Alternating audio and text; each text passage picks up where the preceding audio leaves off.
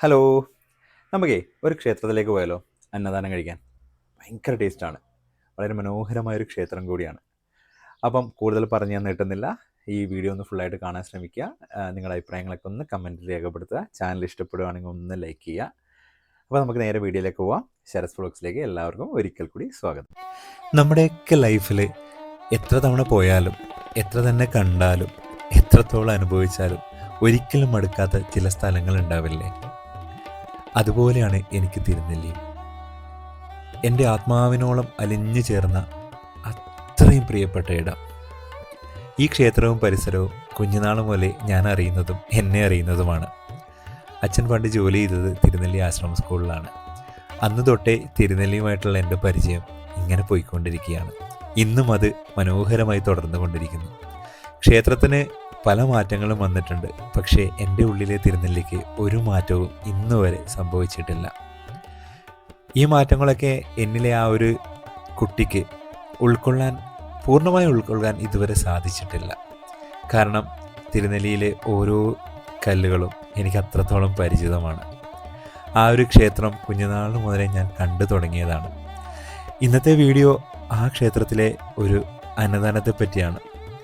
ഉച്ചഭക്ഷണമാണ്. രാവിലെ ഇവിടെ കാപ്പിയും പലഹാരമൊക്കെ ഉണ്ടാവും, ഉപ്പുമാവ്. അതുപോലെ വൈകുന്നേരവും ഉണ്ടാവും. ഉച്ചയ്ക്ക് അന്നദാനവും ഉണ്ട്. ഒരുപാട് കറികളൊന്നുമില്ല, പക്ഷേ ഉള്ളത് അത്രയും ടേസ്റ്റി ആയിട്ടുള്ള ഫുഡാണ്. ഇവിടെ വരുന്നവർ തീർച്ചയായും എന്തായാലും അവിടുന്ന് ആ ഒരു ഭക്ഷണം കഴിച്ചിരിക്കണം. സാധാരണ ദിവസങ്ങളിൽ ഒരു 100-150 പേർക്കൊക്കെ ഉണ്ടാവുള്ളൂ. അവധി ദിവസങ്ങൾ അത് അതിനും മുകളിൽ പോകും. വിശേഷപ്പെട്ട ദിവസങ്ങളിൽ അത് 1000-ന് മുകളിൽ കിടക്കും. എന്തായാലും ഭഗവാന്റെ പ്രസാദമാണ്. അത് അത്രത്തോളം ആസ്വദിച്ച് നമുക്ക് കഴിക്കാൻ സാധിക്കും. ഞാനന്ന് പോയ ദിവസം ചെറിയൊരു ചാറ്റൽ മഴയും തണുപ്പും ഒക്കെ ഉണ്ടായിരുന്നു. ആ ഒരു കാലാവസ്ഥയിൽ ആ ഒരു ചൂടുള്ള ചോറും കറികളും ഒരുപാട് ഇഷ്ടപ്പെട്ടു. മനസ്സിങ്ങനെ കുളിർന്നു. തിരുനെല്ലിയെപ്പറ്റി പറയുകയാണെങ്കിൽ ബലിതർപ്പണത്തിന് ഇത്രയേറെ പ്രാധാന്യമുള്ളൊരു ക്ഷേത്രം കേരളത്തിൽ വളരെ കുറവാണ്. പാപനാശിനിയിൽ പോയിട്ടാണ് നമ്മൾ ബലിതർപ്പണം നടത്തുന്നത്. എൻ്റെ ഒരു അഭിപ്രായത്തിൽ ഇവിടെ ബലിതർപ്പണം ചെയ്താൽ എന്തായാലും ആത്മാക്കൾക്ക് മോക്ഷം കിട്ടും. അത്രയേറെ മനോഹരമായ സ്ഥലമല്ലേ. ഇതാണ് അന്നദാന ടോക്കൺ കിട്ടുന്ന കൗണ്ടർ. അവിടെ നമുക്ക് അന്നദാനത്തിന് വേണ്ടിയിട്ട് സംഭാവനയും ചെയ്യാം കേട്ടോ. ഈ കാണുന്നതാണ് ടോക്കൺ. അപ്പം ഞാൻ അവിടുന്ന് ടോക്കണും മേടിച്ച് നേരെ ഭക്ഷണം കഴിക്കാനുള്ള പ്ലേറ്റ് എടുത്തു. അവിടെ ചേട്ടനും ചേച്ചിയൊക്കെ ഇങ്ങനെ ഭക്ഷണം വിളമ്പിത്തരാണ്. സാമ്പാർ, ഒരു ചെറിയ പയറുതോരൻ, പിന്നെ പച്ചടി, അച്ചാർ. ഇത്രയേ ഉള്ളൂ. പക്ഷേ അപാര ടേസ്റ്റാണ്. നല്ല ചൂട് ചോറും നല്ല ചൂട് കറികളും. പാത്രം നമ്മൾ തന്നെ കഴുകി വെക്കണം കേട്ടോ. അപ്പോൾ ഭക്ഷണമൊക്കെ കഴിച്ചിട്ട് ഞാൻ പിന്നെയും പുറത്തിറങ്ങി. അവിടെ ഇങ്ങനെ നിൽക്കുമ്പോൾ എനിക്ക് മടുക്കില്ല.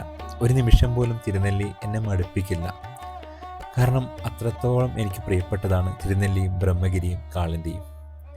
കുഞ്ഞുനാൾ മുതലേ ഞാൻ ഇവരെയൊക്കെ കാണുന്നതാണ്, ഇവരെന്നെയും കാണുന്നതാണ്. അതുകൊണ്ട് ഒരിക്കലും മടുക്കില്ല.